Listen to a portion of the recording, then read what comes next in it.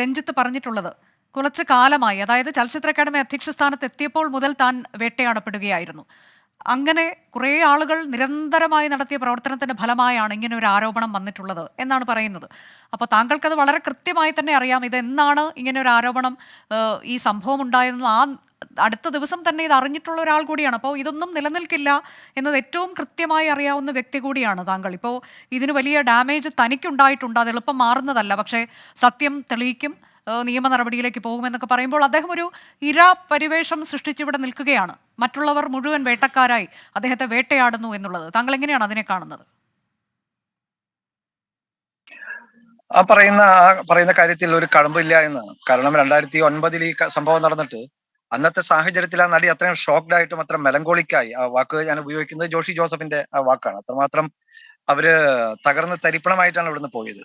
കാരണം വളരെ പ്രതീക്ഷയോടുകൂടി വന്ന് അവരെന്തിന് തിരിച്ചു പോകണം? കാരണം അവര് ഇപ്പൊ ഒഡീഷന് വേണ്ടി വിളിച്ചു എന്ന് ഇപ്പൊ രഞ്ജിത്ത് പറയുന്നുണ്ട്.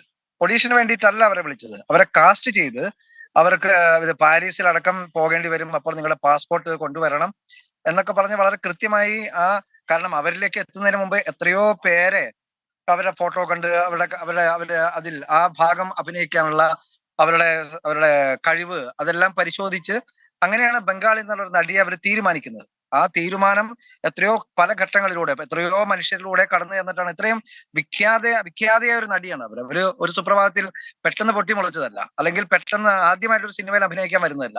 അവിടെ പ്രസഞ്ജിത്ത് എന്ന് പറയുന്ന ബംഗാളിലെ ഏറ്റവും വലിയ ഏറ്റവും പ്രമുഖയായ ഒരു നടി തന്നെയാണ്. മാത്രമല്ല ഇതിൽ ഈ കഥാപാത്രം, ഇതിൽ നായക നടന്റെ കാമുകി വേഷം അഭിനയിക്കുന്ന ഒരു നടിയുണ്ട്. അത് ആ റോളിലേക്കായിരിക്കാം ഇത് കാസ്റ്റ് ചെയ്യപ്പെട്ടതെന്നൊക്കെയുള്ള അഭിപ്രായ പ്രകടനങ്ങളൊക്കെ പിന്നീട് നമ്മൾ ആ തരത്തിലേക്കൊക്കെ ഉള്ളത് കാണുകയും ചെയ്തിട്ടുണ്ട്. അപ്പോൾ അക്കാര്യത്തിലൊന്നും തർക്കമൊന്നുമില്ല. അത് ഓഡിഷൻ എന്നൊക്കെയുള്ളത് പിന്നീട് പറഞ്ഞുണ്ടാക്കുന്നതാണ് എന്നതിലും തർക്കമില്ലാതെ ഇവർ തന്നെ പറഞ്ഞിട്ടുമുണ്ട്.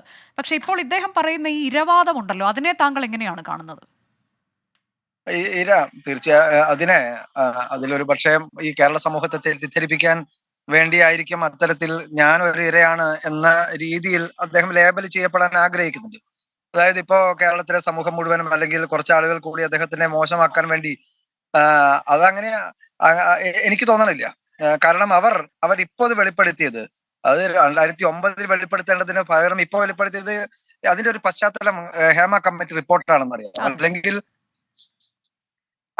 ഇപ്പൊ ഒരു കാര്യം കൂടി, താങ്കൾ ചില ബുദ്ധിമുട്ടുകളുണ്ടെന്ന് എനിക്കറിയാം, സാങ്കേതികമായി നമുക്കും ചില ബുദ്ധിമുട്ടുകളുണ്ട്. അതുകൊണ്ട് ഞാൻ താങ്കളെ വേഗം ഈ ചർച്ചയിൽ നിന്ന് അത് അവസാനിപ്പിക്കാം. അതായത് ഇപ്പോൾ ശ്രീലേഖ മിത്ര ഈ സംഭവം ഇദ്ദേഹത്തിന്റെ രാജിക്ക് ശേഷം അവരുടെ പ്രതികരണം, താങ്കൾ അവരുമായി സംസാരിച്ചോ ഫാദർ ഇതിനു ശേഷം? സമയത്ത് ഞങ്ങളെ മൂലമ്പള്ളി സമരത്തിന്റെ എനിക്ക് അവരെ നേരിട്ട് കാണാനോ സംസാരിക്കാനോ എനിക്ക് അവസരം കിട്ടിയില്ല. ജോഷി ചേട്ടനാണ് അവരെ കൊണ്ടുവന്നത്, അവരോട് സംസാരിച്ച്. മാത്രമല്ല അവർ പിറ്റേ ദിവസം തന്നെ അവർ തിരിച്ചു പോയല്ലോ. ഒരു ദിവസം പോലും അവർ നിന്നില്ല. ഞാൻ ചോദിച്ചത് ഇപ്പോൾ ഈ ഒരു സംഭവമൊക്കെ ഉണ്ടായതിനു ശേഷം താങ്കൾക്ക് അവരുമായി സംസാരിക്കാൻ കഴിഞ്ഞോ എന്നുള്ളതാണ്. ഇപ്പൊ ഇന്ന് രാജിവെച്ചതിന് ശേഷമുള്ള ശ്രീലേഖ മിത്രയുടെ പ്രതികരണം, തനിക്കതിൽ സന്തോഷമോ ദുഃഖമോ ഒന്നുമില്ല, ഇത് കാര്യങ്ങൾ ജനങ്ങൾ അറിയാൻ വേണ്ടി മാത്രം പറഞ്ഞതാണ്.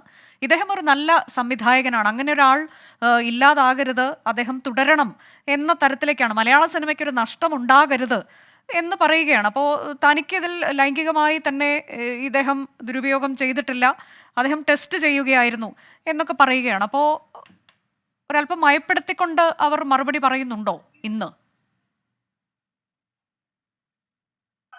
അല്ല, അവര് പറയുന്നത് തുടക്കം മുതൽ പറയുന്ന കാര്യങ്ങൾ തന്നെ എന്നും പറഞ്ഞിട്ടുള്ളൂ.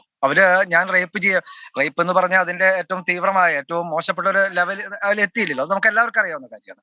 പക്ഷെ എന്നാലും അഭിലാഷ് എന്ന് പറയുന്ന സുപ്രീം കോടതി ജഡ്ജി ഇതും ഒരു വലിയ തെറ്റ് തന്നെയാണ്, വളരെ ക്രിമിനൽ കുറ്റമാണ് എന്ന് അദ്ദേഹം